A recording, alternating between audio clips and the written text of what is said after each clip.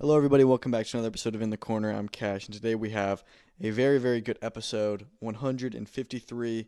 And what a big weekend for boxing it was. You had two massive pound for pound fights, both of which delivered just incredible performances. You had Naoya Inoue beating Junto Nakatani in what was a blockbuster fight in Japan. The fight itself, not as great as we were hoping for, but I think it was still a really high level fight. And Inoue, performed great, and so did Nakatani in the back half. And then you had maybe like the most entertaining destruction I've watched in a while, and that was David Benavidez over Zurdo Ramirez. And now is my question of, is David Benavidez the most exciting and the most entertaining, the most value for money fighter in the sport? I think that he is. I was blown away by just how much fun I had watched in the 6 rounds. He's up at cruiserweight. He's moved up 32 pounds in his career, and his hand speed is still unbelievably fast. Nobody else at that weight can punch as fast as he does. And sure, he gets hit. He doesn't, it's not like his defense is amazing and like he's taking shots, but he's got a chin. And guys like Zurdo simply cannot compete with him when it comes to just the firefight. And that's what he just brings a firefight nonstop, super quick combinations, tons of power, and he just does not lay off you. He's so relentless. He forced Zurdo to just take a knee twice, and the second time he doesn't even get up. Zurdo's eye was incredibly swollen. I thought that it was one of like the performances of the year so far. It has to be Benavidez's best performance. I feel like he's getting all the love that he deserved, and he's a guy who I've always known how great he is, or at least that he was great. But for some reason, I was always a little bit holding off on like, well, I don't know if I would put him in a pound for pound discussion. Who is he beaten? But now you look at the wins, and they're really stacking up, and it's the way that he's dominating these guys. And also the weight. I mean, he's huge. He's so big at cruiserweight, but he can still go back down to light heavyweight. And he's talking about fights at heavyweight, and here's where we'll get into it. He's got any option that he wants. Turki Al-Sheikh says that he wants to make Benavidez versus Usyk in 2027 for the heavyweight championship. Benavidez going up to fight Usyk at heavyweight? Like, imagine you told it to somebody 2 years ago. 2 years ago, he was still a super middleweight. I mean, it's insane how much he's gone up in size, but can still go back and forth. I would actually be okay with that. Again, 2 years ago, he told me that I said, get out of here. That's just ridiculous. But there's not that many heavyweights that I think could seriously give Usyk problems. Benavidez, realistically, is not that much smaller than Usyk. Usyk's only about 220. Benavidez is around 200 to 220. I think that fight could be really entertaining. I think it could be close, maybe. And it would just be a war. I would love to see Usyk try and deal with somebody whose hands are that fast. And oh my gosh, like that would be a mega fight. And it would be huge for Benavidez to get that opportunity. So I would be down with it. But when we look at Benavidez' options, you can go up to heavyweight and fight Usyk. He can stay at cruiserweight. He can fight Jai Opetaia, which I mean, that would be some fight, wouldn't it? That'd be the best fight in the division. You could also go for the WBC title there if he really wants to stay there. He talked about wanting to go back down to 175 next and fight either Bivol or Beterbiev. Obviously, Beterbiev would just be a slugfest. It would be a wild fight, but I think Bivol is the one that makes sense. That would be for Undisputed. Bivol is a fight at the end of the month, so their timelines would work well with each other. And then he's also still calling out Canelo. I don't think the Canelo fight is ever going to happen, so there's not a whole point in really talking about it and discussing it, but I don't know. I mean, I think that we just got some really good fights for Benavidez. He can fight anybody he wants, and it feels like he is now the pound for pound, the pay-per-view star that he's always wanted to be and always tried to be, and I was just so blown away by him. Props to Benavidez on an incredible performance. Let's talk about that undercard because, mind you, this is Cinco de Mayo weekend. In Las Vegas, we always get a huge pay-per-view event, and usually that's Canelo. Canelo is recovering from his elbow injury. Now, he was booed there. Remember, these are Benavidez fans. Benavidez fans don't like Canelo. But that undercard, this is probably going to be in contention, if not the best card of the year. That 5-fight pay-per-view was ridiculous. Every fight was so exciting. Co-main event, Jaime Munguia dominates Armando Resendiz. Now, Resendiz, going into this, I said he's kind of an unknown quantity for me still. He dominated Caleb Plant, but how bad was Caleb Plant really? So we still need to see Resendiz get another true world-level win, and then we can see, okay, how is this guy properly rated? And Jaime Munguia, he was the guy in the super middleweight division, I mean, besides Canelo and Benavidez, but he was like that contender. That was just, he's the guy that deserves a shot at Undisputed. He gets it. He doesn't look, he looks actually, I think he gives a good effort in that fight, but he loses. He has a win after that, and then he gets knocked out by Bruno Strauss in a fight that he was winning. Then he looks okay in the Bruno Strauss rematch, and then we get the PED thing. He's been out for over a year, or almost a year. So, I mean, I feel like we kind of were undervaluing Jaime Munguia, where he just reminded us, like, yeah, I'm a top 5 guy in this weight class still. I am a tough, tough out for anyone. And now he dominates Resendiz, which, I mean, on paper, I'm like, yeah, I should have thought that was going to happen, but I don't know. I thought it was a really good performance. I thought that he was moved really well, and his shot selection was great, and he literally just outclassed him, just showed levels. And yeah, so I mean, I think that he's got a ton of opportunities from here. I think he can unify. I saw Otis Iglesias called him out. The one thing I'm curious about is Canelo's going to fight him Billy in September, and maybe he can come back on this card. But Canelo and Munguia are friends now. They're in the same camp. What happens when say Munguia unifies, Canelo unifies, and that's the only fight undisputed, someone's got to move. So that'll be interesting to see. I mean, they've already fought once, and it wasn't really close. But, yeah, awesome, awesome fight. Where does Zurdo go from here? Where does Resendiz go from here? I don't really know. We'll see. Undercard fights, Oscar Duarte narrowly beating Angel Fierro. This is a fight that I thought Duarte had in the bag. He should have, and he really didn't. He didn't start until way too late. Fierro, and look, as controversial as Fierro is, he consistently gives us fight of the year contenders. His fight with Pitbull Cruz in 2025 was ridiculous. So, he comes in overweight here, and he doesn't get the decision. I thought he won the fight 115-113. Best case scenario is 114-114. I thought Duarte looked very lethargic. I don't know what he was doing. He didn't do anything for the first few rounds of the fight. He was just getting beat up. He comes in with more in the back half, and he makes it close, but definitely not his best performance, and kind of calls into question, okay, is this guy deserving of the next title shot? The IBF is likely to order him versus Delgado. They're in the same camp, so I don't know if that's going to happen. I think Duarte may take a backseat and Delgado fights Bjarsanov, and then when Bjarsanov beats Delgado, which I think will happen, Duarte gets a shot at him, maybe. I don't know. But, I didn't think it was the best performance from Duarte at all. I didn't think he deserved the win. Tito Sanchez stopping Jorge Chavez in the final round. What a knockout that was. That was really impressive. Both these guys undefeated. I thought it was a fight that made so much sense for the Golden Boy roster. And it was competitive for the first few rounds. I thought Sanchez honestly had the decision by a wide margin. I know the scores were very close, but I thought Sanchez had a comfortable lead. And he closed it out really well. So, I mean, that's the kind of win that he is now going to be considered a contender at 122 pounds. So, curious to see where he goes from there. Ismael Flores with an incredible upset over Isaac Lucero. I gave Lucero one round in that fight. I don't know what was going on. He was undefeated and had some hype on the PBC cards and just has absolutely no defense in this fight. He's just getting punch to punch to punch. Flores, I think, landed almost 400 shots in this fight, and like 200 plus of them were power shots. Like, that's ridiculous. So props to Flores, man. What an upset. And, really weird performance from Lucero. Just kind of got, shown that he's not ready for those levels. Dina Blancas with a dominant decision win. Dylan Capetillo, his first decision win, but I thought he looked decent. And then Juan Carrillo had to stop it. So it was a great, great card in Vegas. Head over to Japan where you had a 55,000-seat sellout. Naoya Inoue, Junto Nakatani. What a fight. What an event this was. The scale and the walkout from Inoue, all of it was just complete cinema. It was awesome, and I was so excited. And it's wild having big fight feels at 9 a.m. But yeah, I thought the Inoue fought great. I thought the Inoue, I gave him, of the first 4 rounds, I gave Inoue all of them. In fact, if you go to round 7, I had it 6 rounds to 1. So the fact that Nakatani starts to pick up the pace was really impressive to me. I had Nakatani losing the fight at 116-112. And I think that everyone can agree Inoue won this fight. Scorecards were 116-112 both, and then 115-113. And I think those are very accurate, and these was scored very properly. And I think that Nakatani will be kicking himself because he could have started a lot earlier in that fight and made a much better effort. But I think he just started too late and allowed Inoue to get comfortable. And once Nakatani started making it more of an exciting fight and bringing the fire to Inoue, he started to have more success. And then he gets, cut in the, I believe it was the 10th or 11th round, and then that allows Inoue to kind of close up the fight really well when it was starting to get close. So just a pound-for-pound performance. I thought Nakatani fought well. I just think they did a really poor game plan, and there's 2 performances in a row where he's just not at his best.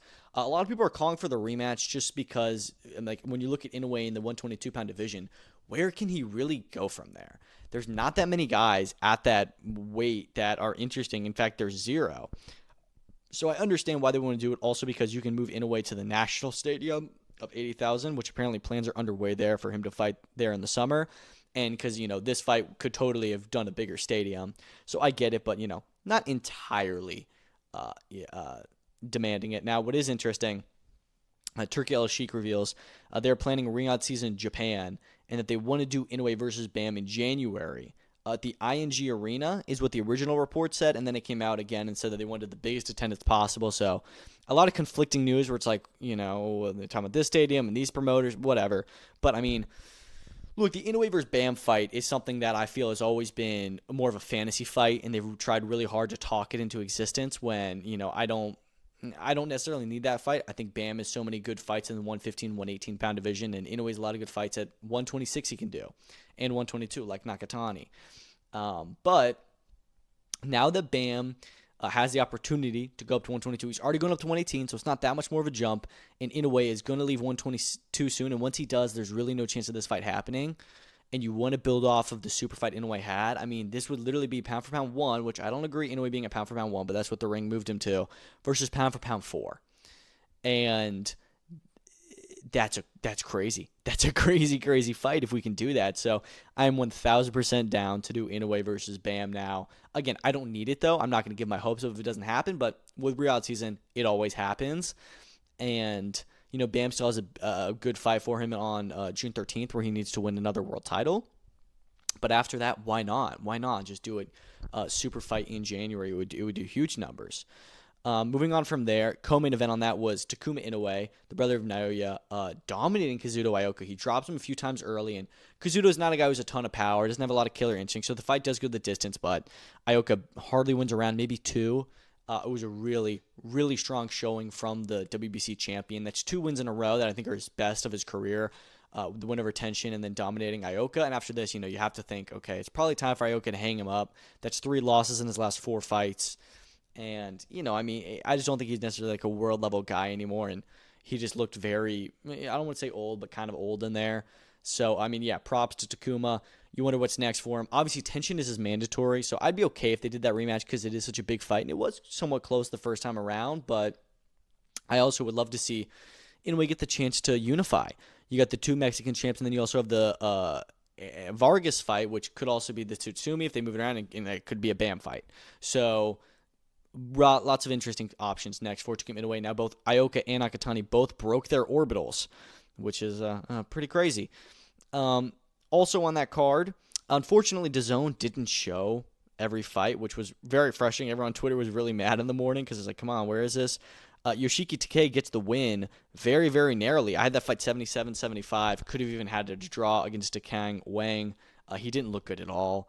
I thought he started okay and then just kind of let the fight get away from him. So he's definitely got some things to work on, but we'll see where we go from there. Back now in the win column and is going to likely try and get to another world title crack. You had interesting fights. Toshiki Shimamachi getting the win over Raya Abe. Probably could have seen that one coming, but majority decision, so apparently it was a close fight. And then Jin Sasaki wins a split decision over Sora Tanaka. That was supposedly like a fight of the year, and I can't find any footage on that. So that's very frustrating, but, props to those guys for getting wins, and I'm sure we'll see them in big fights soon. UFC was in Perth, Australia. Jack Della Maddalena got absolutely tortured by Carlos Prates. I thought this was going to be a close fight. Prates has been, besides from the Ian Gary fight, he's been an absolute force in the welterweight division. And this was kind of a, y'all must have forgot kind of performance for him. Wins every round and is increasingly just beating the hell out of JDM, dropping him, refusing to wrestle with him, which was funny. At one point he said, "Oh, so you're a wrestler now?" And JDM laughed. But, he had JDM in severe pain with the leg kicks and just laying on the ground. And I was like, ref, maybe you just call this. Like, I don't think JDM wants to fight anymore. And Carlos Prates ends it in big fashion. But what a win for him. Now, he calls for a title shot.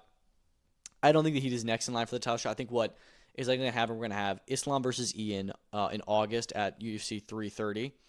And then I think that Carlos should fight Michael Morales for the number 1 contendership. And, I don't know why Michael Morales hasn't fought since November, and Prates has when they fought on the same card.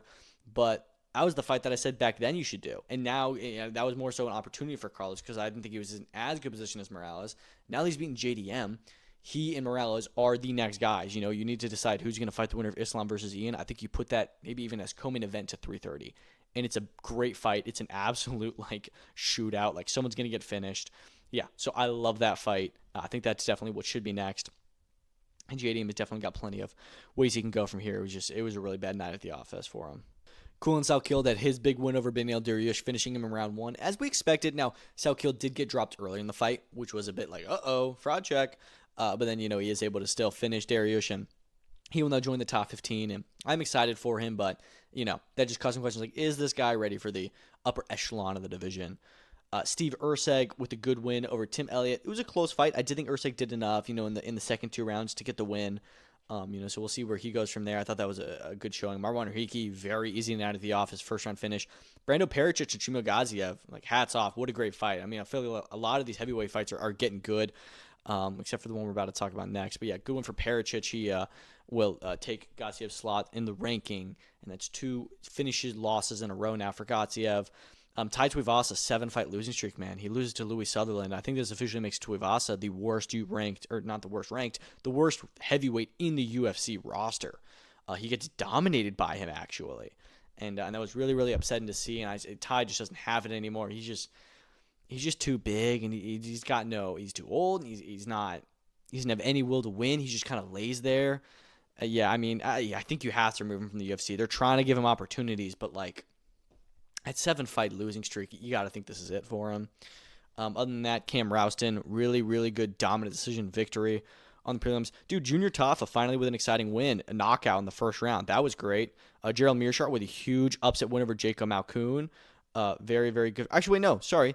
That was not a win for him. I forgot. That was a robbery. Yeah, so I thought that, I had it written down here wrong, but I thought that Meerschaert totally won the fight. I was pretty confident in that. And then Malkoon gets the decision, and that was just totally out of nowhere. And everyone's like, what the hell? What a robbery. So I feel bad for Meerschaert there. I thought that he did enough. But, game is the game, and you are in Australia, so this is what happens, sometimes. So I really enjoyed the card. Some decisions early on. But, yeah, it was a good one. Moving on from there, let's go and talk more boxing. In the UK, you had Conah Walker and Sam Eggington, and this was a fight that was essentially just made because they knew it would be an all-out barn burner, and that it was. Conah Walker, this man is unbelievable. Every single fight, he's down on the cards, and I was kind of surprised watching. I was like, why is Eggington low-key kind of beating Conah Walker right now? This shouldn't be happening. And I remember, Conah Walker, he just doesn't have great defense, and that's kind of on purpose because he wants to give people the good fights, and he's just getting, beat up in a lot of the rounds and just kind of out, he's Eggington's on the ropes and is just kind of shooting at Walker at will, and Walker's just tanking the shots. And then as Conah does it, he drops Eggington in the 8th round, forces him to take a knee, and then knocks him out standing up in round number 10, which was a phenomenal finish. Conah Walker, what else can you do with this guy? You put him at British level, he waits until the end of the fight, and then he just knocks him out. So they said they already had the Lewis Crocker fight signed. Maybe they want to put him with the winner of that and Liam Paro. You can get him an international fight. They called out Conor Benn. I would love that. I think Conah Walker could actually beat Conor Benn. I wouldn't be surprised. So, I don't know. I'm really big on Conah Walker. I was glad he finally got his main event opportunity, and maybe he gets a world title crack, which would be insane. Bilal Fawaz, great performance. Again, he and Ryan Kelly had a great fight. He forces him to retire after the 9th round. I know some people don't like him. I really didn't like him the first time he popped up on a Matchroom card, but since then, he just won me over with defying the odds every single time and getting these big wins, and also being a good character and being a showboat in the ring, and that sells. So I know they're trying to get him his passport. I hope he can do it just because he's 37. He doesn't have that many fights left. So if you can get him a big fight, in the U.S. or Saudi Arabia like they were talking about, that'd be awesome. But yeah, I thought that he looked phenomenal on Saturday. TMA Ayton, she continues to be a superstar, gets another stoppage win in her step up against Stevie Levy. That took her just 4 rounds. You also had Shannon Ryan with a 2nd-round stoppage. She's not even a power puncher. And, for her, you got to think about, okay, is it time to move up and go to try and get a world-level fight now, get a world title fight? Harley Burroughs goes the distance in his first fight, and I got to be honest, this was not really what I think Matchroom intended. They booked this guy. They signed him essentially just because he was claiming he was a knockout machine, and we didn't really see that. I think there was just a lot of pressure, and he wanted it too hard, but he was kind of getting touched up at times. He did get a knockout in the 2nd round, but not the greatest debut. Junaid Boston, very dominant return to the ring. Hopefully he's in a meaningful fight next. I enjoyed Saturday's card in England. We also had a PFL card in Sioux Falls. Main event there was Logan Storley dominating Florian Zendelli. 2 points deducted from Zendelli in the first round for grabbing the fence. And Storley's just a world-class wrestler. He's going to move toward a title opportunity, as is Gadzi Rabadanov. A really strong win for him as well against Alexander Chisov. I gave him every round of that fight. A weird performance from him last time, so got to see that he and Storley are now back in the win column. Powell and Emiliano Sordi, phenomenal fight. I had a one apiece going into the 3rd round. It's the only way we could have it. Both men very close to getting finished. in the fight, and then Powell finishes him in the third round. That was an awesome fight. He's a light heavyweight. You had Sergey Belosteny pull off a great upset over Renan Ferreira. This is 3 stoppage losses in a row for Ferreira. He got dropped very quickly on in the fight, never recovered, and we just got dominated until he got finished until the third round. So, bad run for him. Magomedov gets a close decision win over Leandro Higo. I'm okay with that, coming off of the KO to Pettis. But, I thought that was a decent enough performance, I guess. Rasul Magomedov, very dominant decision win. Sabrina De Sousa gets the decision over Cheyenne Bowers. Is a little bit controversial in the arena. Bowers obviously from the area. You had some good knockouts. Taylor Santos, Sangwon Kim had a good finish.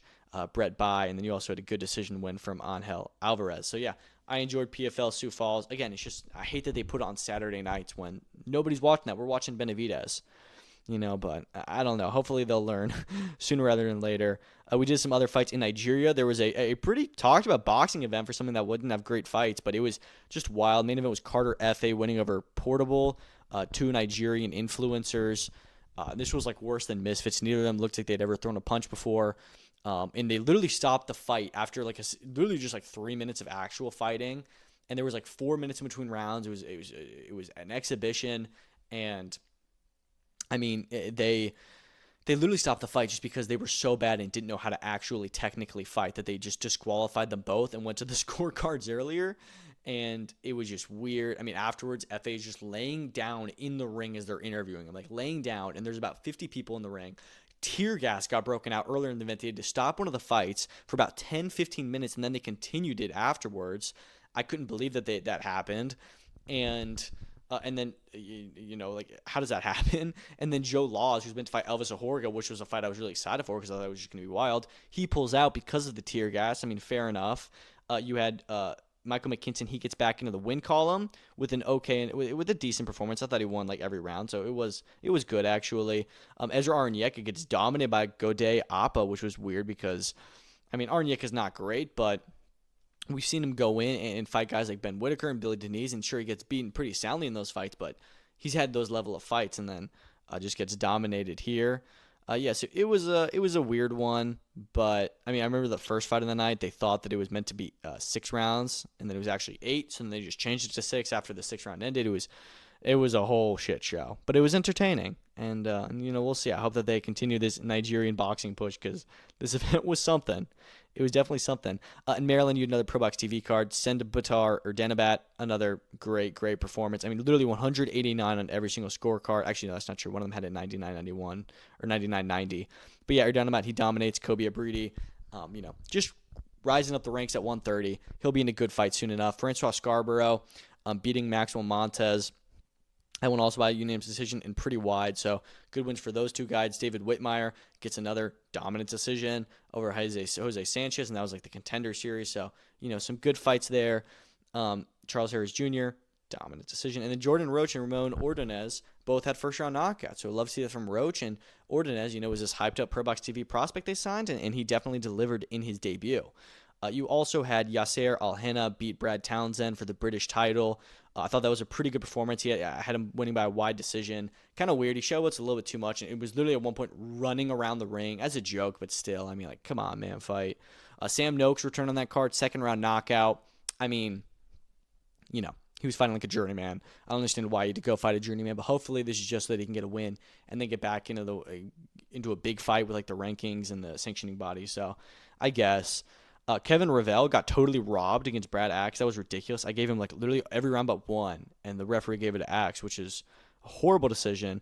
Taiwo Masuro had a 5th round knockout and undefeated fight against Moyo. And then Henry Turner, 1st round stoppage. Again, he's had 3 stoppage wins against journeymen since losing to Rafferty. When are we going to get him into an actual fight again and off prelims and top tier shows? But anyways, you also had David Surov get another decision win, or actually I guess this was his first one as a pro, but yeah, he's a top prospect out of Russia, and Alexei Igorov was on that IBA card as well, and he got a decision win as well. So very, very busy weekend in boxing and MMA, but it's how we like it. Next week, you got another busy event, a busy weekend, and we'll talk about that at the end. But let's talk about DAZN for a second, just before we get into news. DAZN's got to get their shit together, man. It was a terrible, terrible weekend for them. They had 3 big events. Actually, scratch that. They had 4. The FA versus Portable card, I don't know if this is their fault, but it starts about 45 minutes late. From that point on, I thought the broadcast was fine, but starts way too late.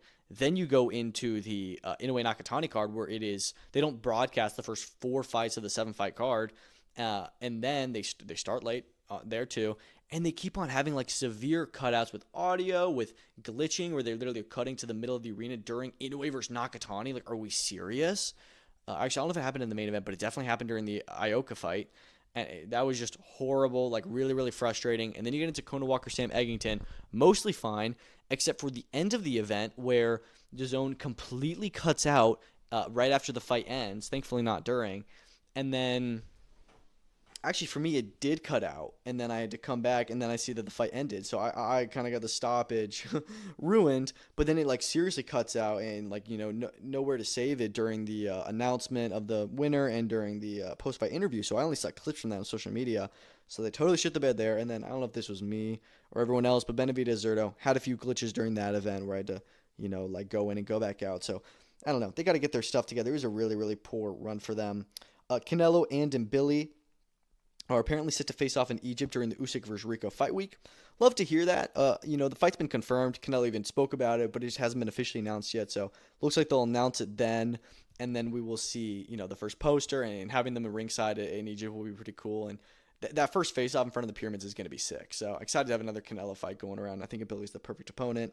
Speaking of Usyk, Turkey's planning to speak with him about a potential Kabayel fight later this year in Germany. I love that. Kabayel was meant to fight this month and chose to opt out of that and just, wait for Usyk, and he was going to fight in a stadium. So they want to do another fight with him in the stadium. Kabayel is undoubtedly the next guy that Usyk needs to face after beating Rico. So why would that not be a Saudi card in Germany in a stadium? The atmosphere for Kabayel's last fight was ridiculous. So yeah, I mean, I'm glad that Turkey is making these. We've had so many talks about what Turkey plans to do, and I'm like, yes, like Benavidez versus Usyk maybe, but after Usyk versus Kabayel, and then also like Inoue versus Bam, Canelo versus Billy. Like, I don't know, things are just looking good. Paddy the Baddy versus Benoit Saint-Denis is reportedly set for UFC 329. We've heard there's rumors, and I think this is the perfect fight for that division. I think it just makes so much sense for both guys. We also heard that Charles Oliveira, speaking of that division, has now signed a new 8-fight deal. Now, at Oliveira's age and where he's at in his career, I don't understand what the purpose of signing an 8-fight deal is. I know he's on a win streak, and he's the BMF, but there's no way Oliveira ends up fighting 8 more times, right? Like, there's no way. So we'll see. I mean, hopefully, but I don't think so. And we're also hearing that Robert Whittaker is in talks to make his light heavyweight debut, also at 329, and he'll be fighting Nikita Krylov. And I think that's a pretty good debut, and it would be an interesting fight. I mean, Whittaker, obviously, 2 losses at 185. I don't know if moving up in weight is the right decision when he lost to guys that were bigger than him. Literally RDR and Hamza are like the 2 biggest middleweights. So I don't know if that's the right call, but we'll have to see. I just don't know if he can make the weight anymore, but he's not a big middleweight as is. Now, Frank Warren today confirmed that Moses Itauma has moved his fight at the O2 Arena. It was meant to be July 25th. That's the date of Anthony Joshua's return.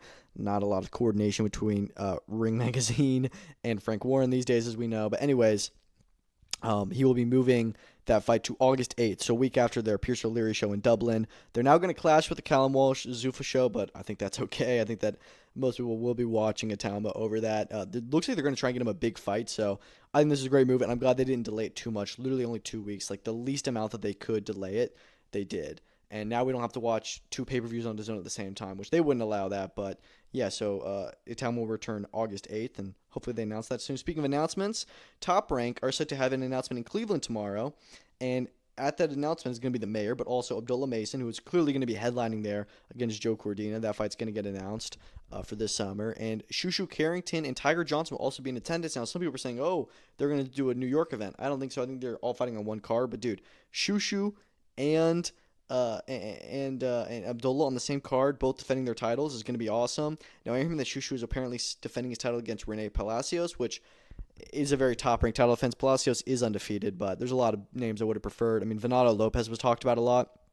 I think that would have made a lot of sense, but I will take the Palacios fight, I guess. It makes sense for what Top Rank usually does with their guys, but Tiger Johnson as well on that card. I mean, he's going off a fantastic win over Nicolas Flaz. He's a rising welterweight contender. That's a great 3-fight card that they're planning for Cleveland. I'm sure more will be on it. Samson Lukowicz, who obviously had a big weekend with David Benavidez, is apparently tabbed to be the promoter for this outdoor San Francisco event that I'm hearing is July 11th now. This This is a big event that is been very doubtful if it's actually going to happen. This IVB has been talking about it, saying they're going to be on YouTube and all this stuff.